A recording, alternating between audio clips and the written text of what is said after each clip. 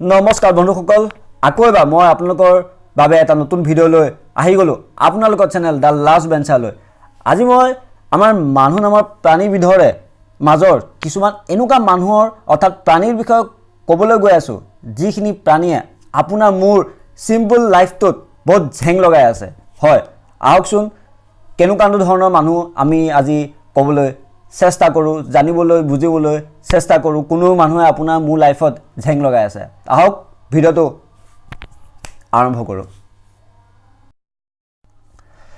বন্ধুসকল আপোনাৰ আৰু মোৰ লাইফটো ধুনীয়াকৈ চলি গৈ আছে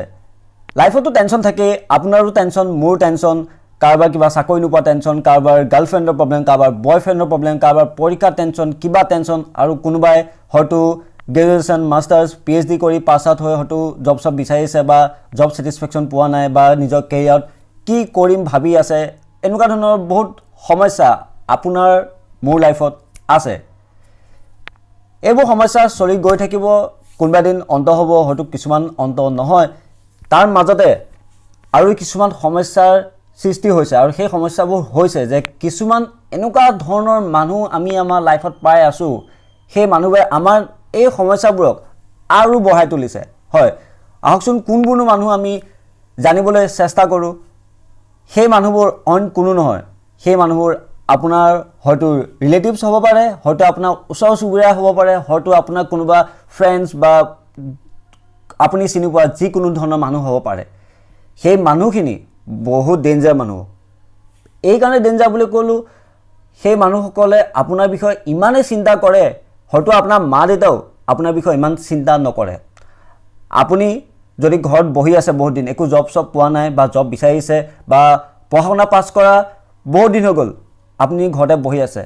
আপোনাৰ মা দেউতাই ইমান টেনচন লোৱা নাই আপুনি ঘৰত বহি থকা দেখি সেই মানুহখিনি আপোনাৰ প্ৰতি বেছি কেয়াৰফুল আপোনাক ৰাস্তাই ঘাটে লগ পালে ক'ব যে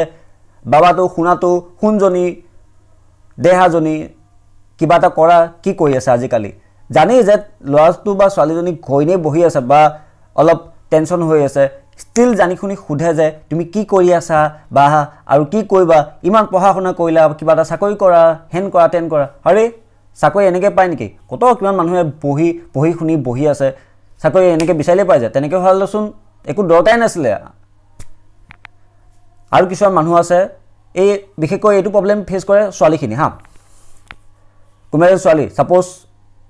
25 বছৰ বয়স হৈ গৈছে আহি গ'ল বিয়া টেনচন ওচৰ চুবুৰীয়া হওক বা সৌকল ৱেল উইচাৰ্ছ হওক ৰিলেটিভছ হওক চবেই ছোৱালীজনীক মাক বাপেকক চিঞৰ-বাখৰ কৰি থাকে ছোৱালীজনীক বিয়া দিয়া ছোৱালীজনীক বিয়া নহয় নেকি কোনোবা ল'ৰাক ভাল পায় নেকি সোনকালে বিয়াখন পাতিব লাগে আৰে ছোৱালীজনী কি অকল বিয়া পাতিবলৈ জন্ম হৈছে নি ছোৱালীজনী আৰু বেলেগ কাম নাই ছোৱালীজনী তাইৰো লাইফ আছে ভাই